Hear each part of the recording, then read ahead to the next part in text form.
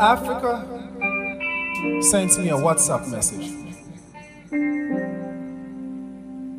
Can you believe Africa has a phone?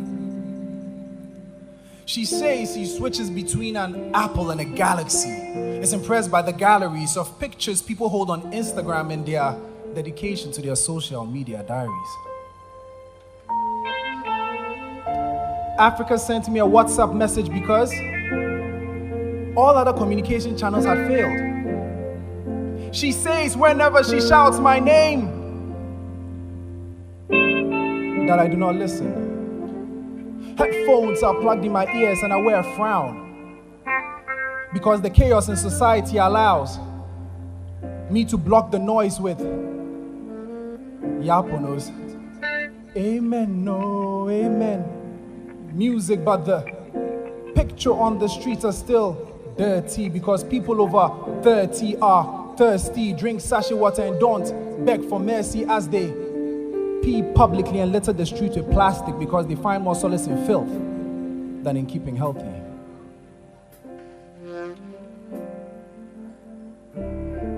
Africa then forwarded me images of Captain Planet and the Planeteers. How I love that cartoon. 5 o'clock, 6 o'clock, I'm not sure, but it was before Oshin. She then forwarded me 5 tears through 5 emoticons for each of the 5 planeteers because we forgot how to utilize earth, fire, wind, water, and heart.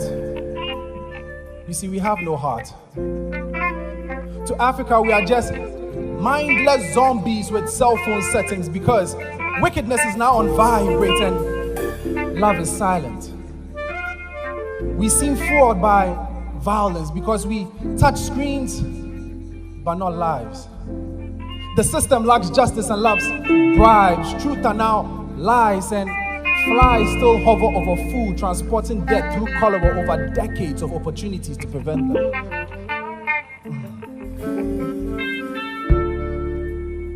Africa then forwarded me images of hunger-struck regions, economic atrocities, and corruption. One of the images had a question, and it read, "How is a continent so rich, invaded by poor people?" I typed IDK. Africa typed SMH. I don't know, shaking my head. Africa says she is poor because we do not listen. Her sea is filled with fish, but we stopped fishing.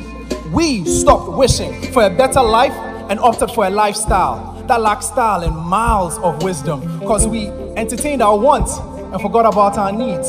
So much so that we forgot to work like bees. You see, unity is free, yet more rare than the precious minerals we have in our ground. So we took our Independence World Cup and forgot about our neighbors.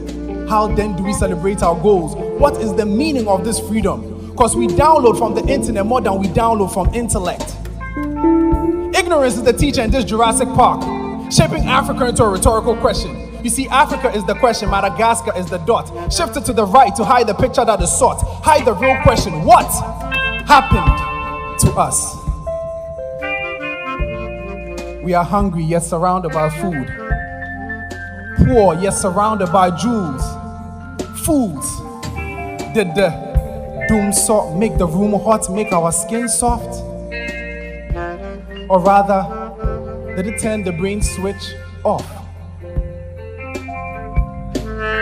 Knowledge is power, yet we remain skeptical. We study definitions and assume we are technical. The Ghanaian education system teaches students how to chew and pour instead of swallowing. Application of what is chewed is food for thought that is never thought of because it wasn't swallowed. No wonder some children's thinking are shallow. And why after the exams, whatever they've studied evaporates. I call that load shedding. And probably the reason why today Ghana, South Africa, and Nigeria have electricity issues. You see, the West laughs at our power struggles. And I've given new meaning to the term, the dark continent. Every time I look at the WhatsApp history between Africa and I get sad. Because Africa is a queen in rags who has given us wealth that was and still is being mismanaged. A land filled with opportunity and people who can feed themselves. For lack of knowledge, my people perish. If lack of knowledge leads to death, then let's get lots of it. Both the academic and the street. The journey may be bitter, but the result sweet. If only we choose to make a difference and realize that we are Africans and not Afrikaans.